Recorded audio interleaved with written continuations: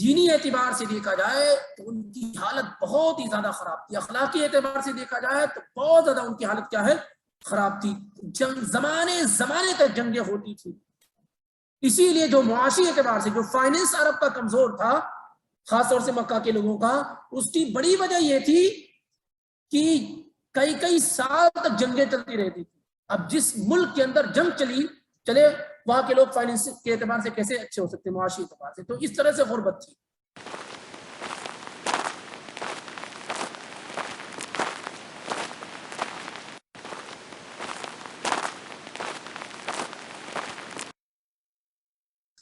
الحمدللہ والصلاة والسلام علی رسول اللہ واشہد ان لا الہ الا اللہ واشہد ان محمدا عبدہ ورسولہ. اما بعد، قال اللہ تعالی فی کلامہ العظیم اعوذ باللہ السمیع العلیم من الشیطان الرجیم لقد کان للہ اسوۃ حسنہ لمن کان یرجو اللہ والیوم الآخر وذکر اللہ کثیرا.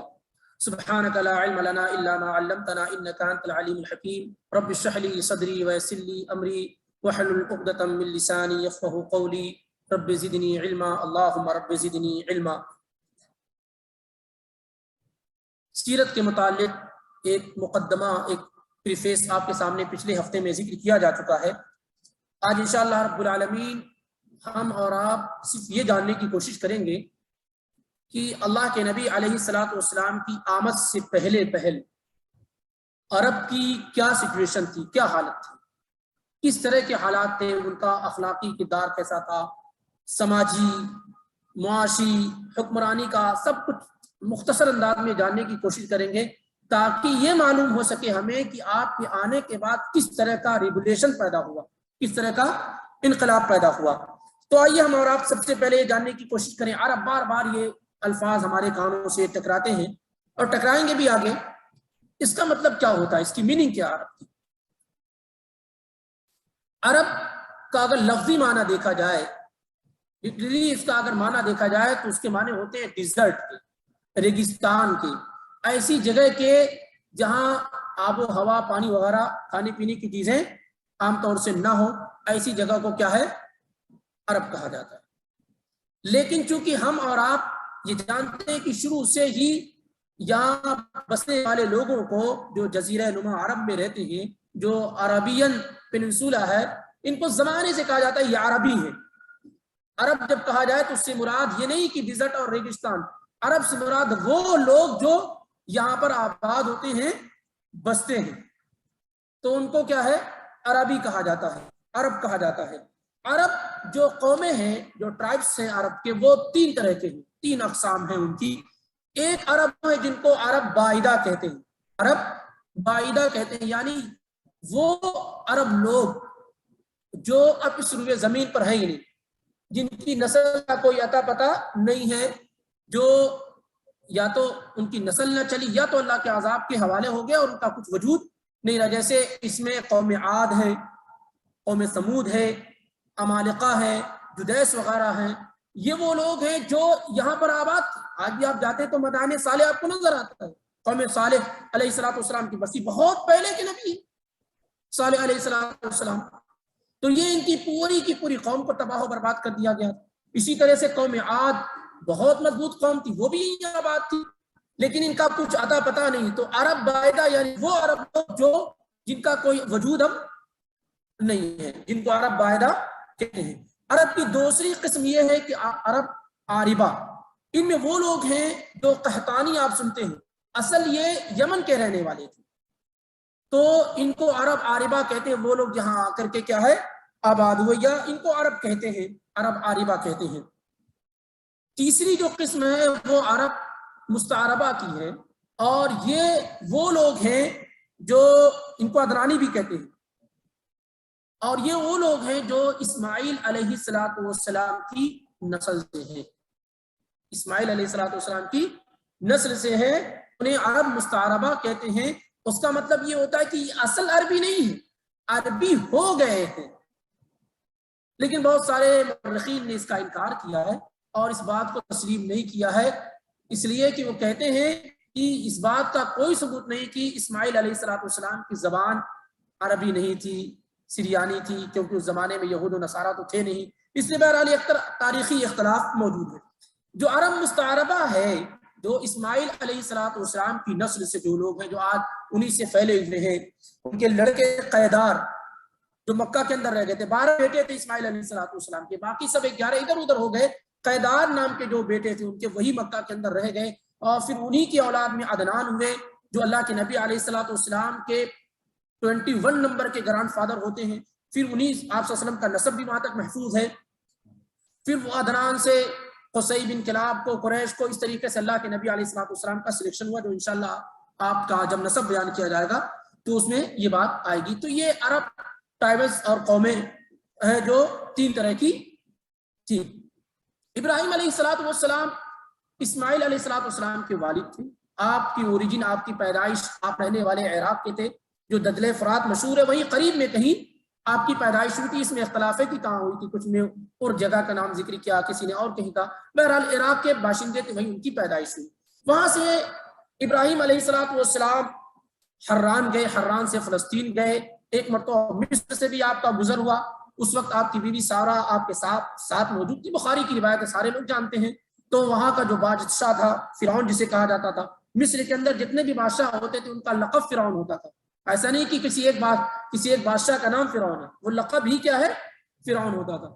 تو وہاں سے جب گزرے تو یہ واقعہ آپ کے علم میں ہے کہ انہوں نے سارہ کو طلب کیا اور ان سے برائی کرنا چاہتا تھا، لیکن سارہ رضی اللہ تعالی عنہ کہ جب بھی قریب ہوتا تو کبھی طاری ہو جاتی، اور اس طریقے سے کئی مرتبہ ایسا ہوا، یہاں تک کہ اس سے یقین ہو گیا، اس موقع سے انہوں نے وضو کیا، نماز پڑھی تھی، تو اسے یقین ہو گیا کہ کوئی عام خاتون نہیں ہے، اور انہیں چھوڑ دیا، اور مزید یہ کہ ان کو ایک گفٹ دی گیا، وہ حاجر تھی۔ حاجر کے متعلق یہ مشہور ہے کہ وہ لونڈی تھی، لیکن صحیح بات جسے مولانا سلمان منصور پوری رحمہ اللہ نے بالکل تحقیق کے ساتھ لکھا ہے کہ وہ بادشاہ کی بیٹی تھی، حاجر، جنہیں حاجرہ کہا جاتا ہے، وہ گفٹ دے دیا۔ بعد میں ابراہیم علیہ السلام نے ان سے نکاح کر لیا، نکاح کرنے کے بعد پہلی بیوی سارہ تھی لیکن ان سے کوئی اولاد نہیں ہوئی، پھر حاجر سے نکاح کیا تو ان سے اسماعیل علیہ السلام پیدا ہوئے، اور پھر جو سوتن کے اندر معاملہ ہوتا وہ آپ جانتے ہی ہیں، تھوڑا معاملہ یہ بھی ہوا، یہاں تک کہ اللہ تعالیٰ کا حکم ہوا ابراہیم علیہ السلام کو کہ آپ اپنے بیٹے اسماعیل کو اور بیوی حاجر کو مکہ کی بے آب و گیا سرزمین میں چھوڑ کر کے واپس عراق آ جائیں، اور فلسطین آخری مسکن ان کا رہا ابراہیم علیہ السلام۔ ابراہیم علیہ السلام اپنے بیوی بچوں کو لے کر مکہ آئے تو کچھ بھی نہیں، انسان تو انسان، کوئی پرندہ بھی نہیں پر مار رہا ہے، نہ کوئی پانی نہ کچھ، ساتھ میں تھوڑا کھانا یعنی کھجور اور پانی تھا، وہاں وہی صفا مروہ کے قریب بالکل رکھا ان کو تھوڑا، اور وہاں سے جانے لگی بغیر کسی انفارمیشن کے، بغیر کسی فردر انفارمیشن کی، کہاں جا رہے ہیں، کیوں جا رہے ہیں، کچھ نہیں۔ تو اب ظاہر سی بات ہے بیوی تو پوچھے گی اتترکنا بہذا الوادی، اے ابراہیم ایسی بے آب و گیا سا زمین میں جہاں کوئی انسان کچھ بھی نہیں، بار بار وہ پوچھ رہی ہیں، اور ابراہیم علیہ السلام رواں دواں ہے، پیچھے مڑ کر دیکھ بھی نہیں رہے، نت کوئی توجہ کر رہے ہیں۔ جب بار بار انہوں نے پوچھا حاجر نے اور کوئی رسپانس، کوئی جواب نہ ملا، تو سمجھدار خاتون تھی وہ، اور اللہ والی خاتون تھی، ڈرنے والی خاتون تھی، کوئی معمولی خاتون تو تھی نہیں، فوراً کہنے لگی اللہ ہمارا کبھی ہاں، آپ ایسے شوہر تو نہیں، آپ بہترین دنیا کے شوہر ہیں، ایسے بھی بچوں کو بغیر کچھ بتائے تو چھوڑ کر نہیں جائیں گے۔ پھر جب کئی مرتبہ ریپیٹ کیا اور جواب نہیں ملا، رسپانس نہیں ملا، کہا اللہ ہمارا کبھی ہاں، ٹھیک ہے یہ بتا دیجیے اللہ تعالیٰ نے یہ حکم دیا ہے کہ آپ ہمیں اس بے آب و گیا سا زمین پہ چھوڑ کر چلے جائیں، تو کہا اللہ تعالیٰ نے جائیے، اذن لا یضیعنا، جائیے، اللہ ہمیں ضائع نہیں کرے گا۔ اور جب ابراہیم علیہ السلام تھوڑا گزرے اور بیوی بچے نظر نہیں آنے لگے تو وہیں کھڑے ہو کر کے دعا کی، ربنا انی اسکنت من ذریتی بواد غیر ذی زرع عند بیتک المحرم ربنا لیقیموا الصلاة فاجعل افئدة من الناس تهوی الیہم وارزقهم من الثمرات لعلهم یشکرون۔ اے اللہ میں اپنی بیوی بچوں کو، اپنی ذریت کو ایسی جگہ چھوڑ کے جا رہا ہوں جہاں کچھ بھی نہیں ہے، بے آب و گیا سا زمین پر چھوڑ کے جا رہا ہوں، تیرے گھر کے پاس چھوڑ کر کے جا رہا ہوں تاکہ نماز قائم کرے، اور تو اس گھر کی عظمت کو لوگوں کے دلوں کے اندر بیٹھا دے تاکہ لوگ ہجوم کے ساتھ آئیں یہاں پر اور انہیں پھلوں کی روزیاں دے تاکہ یہ شکر گزاری کریں. وہی دعا ہے جو آج تک جو ہے چل رہی ہے. وہاں پھل فروٹ اور تمام چیزوں کی کمی ہے, کوئی کمی وہاں نہیں. تو وہ دعا کی اور پھر ابراہیم علیہ السلام وہاں سے نکل گئے. اب ظاہر سی بات ہے وہ جو راشن تھا وہ سال 2 سال 4 سال کا تو تھا نہیں, معمولی سا راشن تھا, وہ ختم ہو گیا. اب ہاجر کو بھی پیاس لگی, بیٹا بھی پیاسا ہے, ادھر سے ادھر دوڑ رہی ہے, کبھی صفا کبھی مروہ, اب کی کوئی نظر آ جائے لیکن کوئی نظر آنے والا نہیں. ایسے ہی 7 چکر ہو گئے جب تک جبریل علیہ السلام نمودار ہوئے اور انہوں نے اپنے پر کو مارا زمین پر اور وہاں سے زمزم نکلنا شروع ہو گیا, پانی نکلنا. لیکن وہ اس کو روکنے لگے. اللہ کے نبی علیہ السلام نے کہا کہ اللہ تعالیٰ ام اسماعیل پر رحم فرمایا, اگر وہ اس کو نہ روکتی تو ساری کائنات اس سے جو ہے سیراب ہوتی, پانی کم نہ ہوتا. بہرحال وہ اب اس طریقے سے اسماعیل علیہ السلام کے ساتھ وہاں رہنا شروع کر. ایک قبیلہ بنو جرہم وہاں سے گزرا جو یمن کا رہنے والا تھا, وہ گزرتا رہتا تھا پہلے بھی لیکن کوئی نظر نہیں آتا تھا. جب گزرا تو دیکھ رہا ہے کہ پرندے نظر آ رہے ہیں, تو اس کا مطلب یہ ہے کہ یہاں لوگ آباد ہیں, پانی وغیرہ ہے, آئے.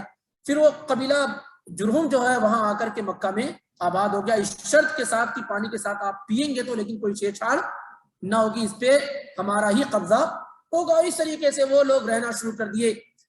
انہی کے خاندان میں ایک سردار مضاد بن عمرو تھے, انہی کی لڑکی سے اسماعیل علیہ السلام کا نکاح ہوا اور پھر اس سے 12 بچے ہوئے. پھر وہ پورا ایک سلسلہ کیا ہے یہاں تک کہ ہمارے اور آپ کے نبی جناب محمد رسول اللہ صلی اللہ علیہ وسلم کی ولادت اسماعیل علیہ السلام کے خاندان سے اور آپ کے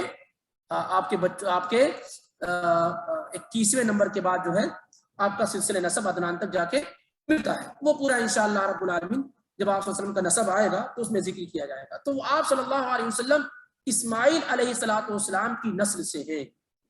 ابراہیم علیہ السلام کے 2 بیٹے, ایک اسحاق اور دوسرے اسماعیل. اسماعیل علیہ السلام کی اولاد میں کوئی نبی نہیں, ایک ہی نبی آیا جس کو امام الانبیاء کا خطاب مل گیا. اور اسحاق علیہ السلام کی اولاد میں خوب نبی, اسحاق بھی نبی, ابراہیم بھی نبی, ان کے بیٹے یعقوب بھی نبی, پھر ان کے بیٹے یوسف بھی نبی.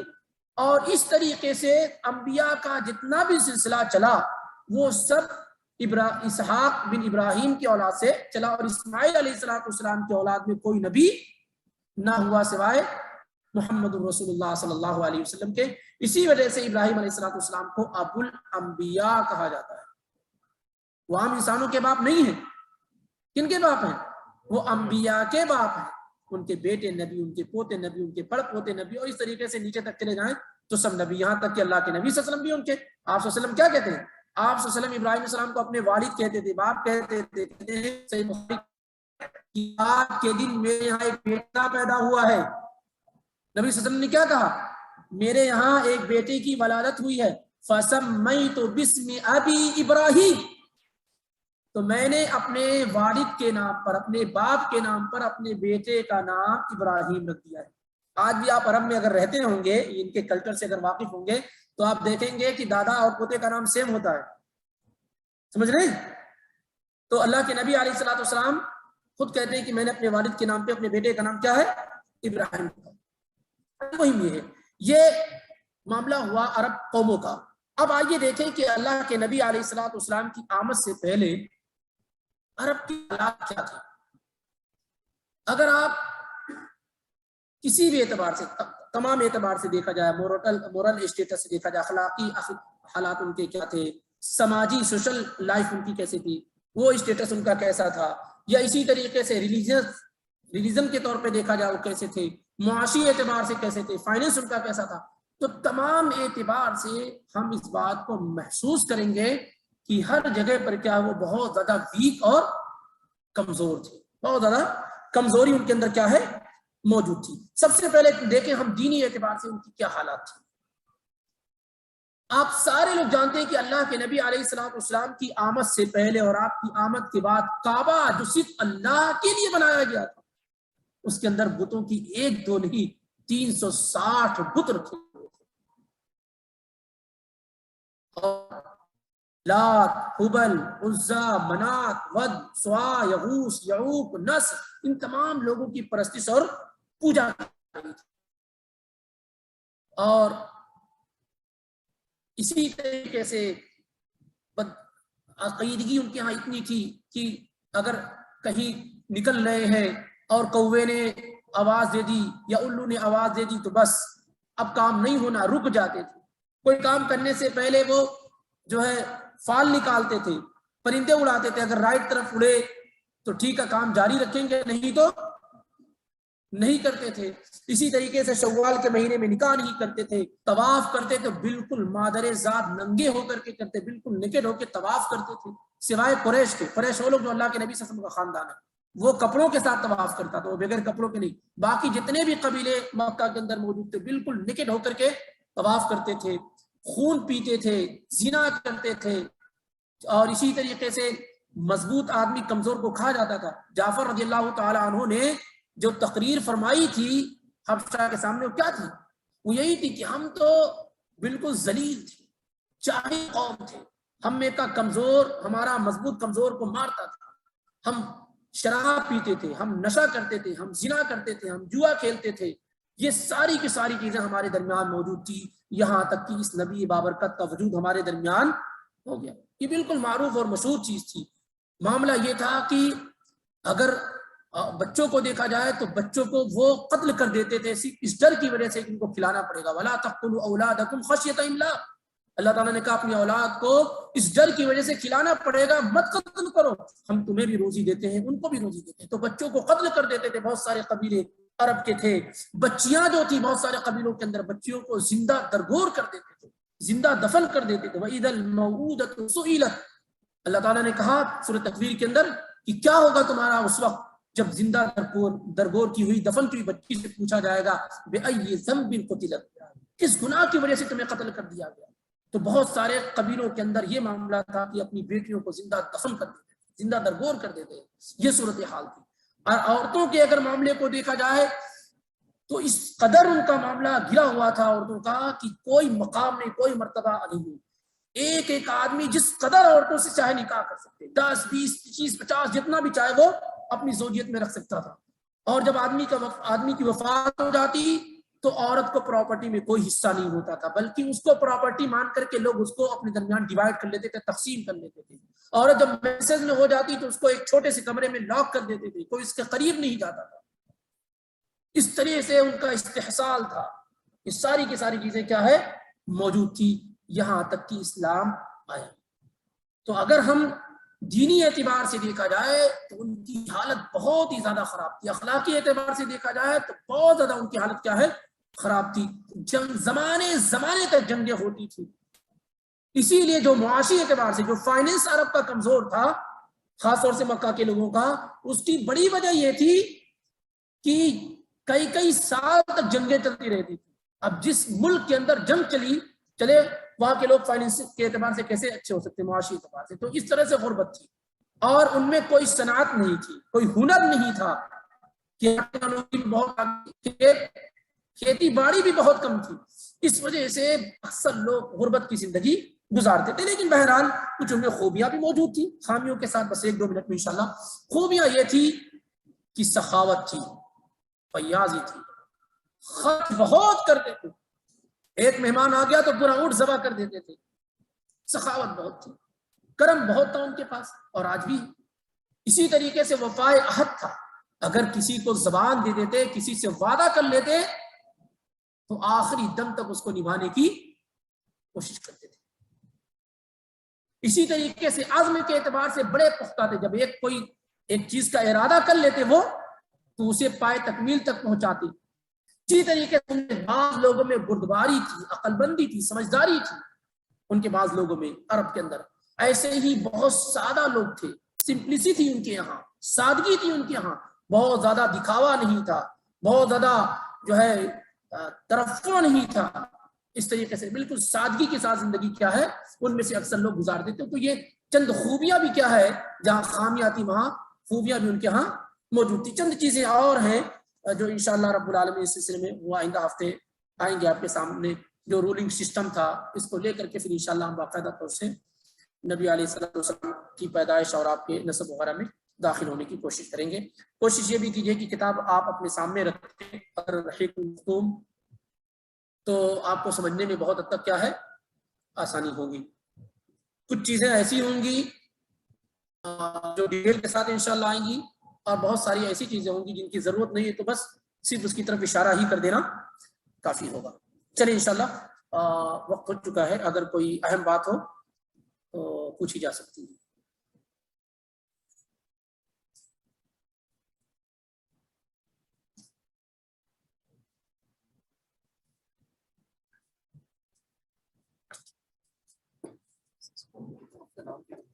الرحیق المختوم جی دارالسلام سے مل جائیں گی آپ کو. انگلش ایڈیشن ہندی اردو عربی.